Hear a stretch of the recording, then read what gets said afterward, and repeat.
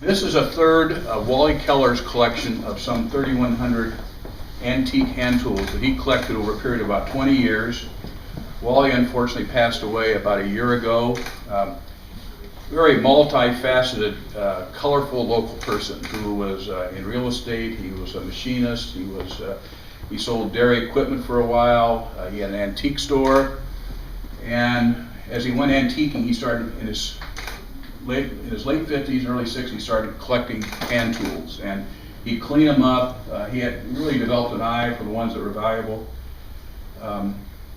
And I was acquainted with Wally. I knew his wife even better through some school board work, and he passed away. I asked her if the whole collection might be available, and I'd like to purchase it. And I said my idea was to put it as a museum in our first flagship store. And rather than, from her standpoint, seeing the collection go to auction and being dispersed all over the country, she said that's a great idea. So we purchased the collection from her.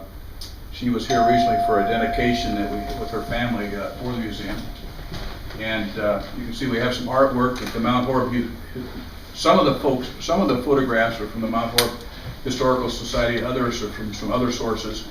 But again, it just depicts a time when most work was done with your hand, with hand tools. So we didn't have, the kind of power tools that are used in the trades today or in home improvement. It's a great collection, and a guy who also, with no formal art training, got into metal sculpture. And this is one of his pieces, one of his last pieces that he did in January of 2009.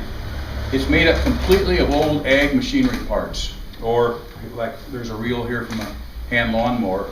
And he just would create, a vision would come to his mind, because I asked him, I said, do you ever draw these things out on paper ahead of time? He said, no, these abstractions he'd come up with, he'd go out into his junkyard, and the thing would just start coming together through welding and whatnot. One of his larger pieces is called Peg Leg the Pirate, and you can see this from the roadside north of Mount Horeb here, and this is actually a picture of Wally. I purchased his tool collection from him, the entire collection. This is about a third of the entire collection showcased here. He cleaned all these tools up. We found them at auctions and whatnot. And to what you were asking about, Larry, this is our What's It board. It's it's really a challenge. We're challenging people to come and say, well, what is it? And most people wouldn't recognize what's here, but it's sort of fun because the answers are around the corner. But these are all sort of unique tools that solve the problem that a lot of people might not recognize. A couple look familiar. Yeah.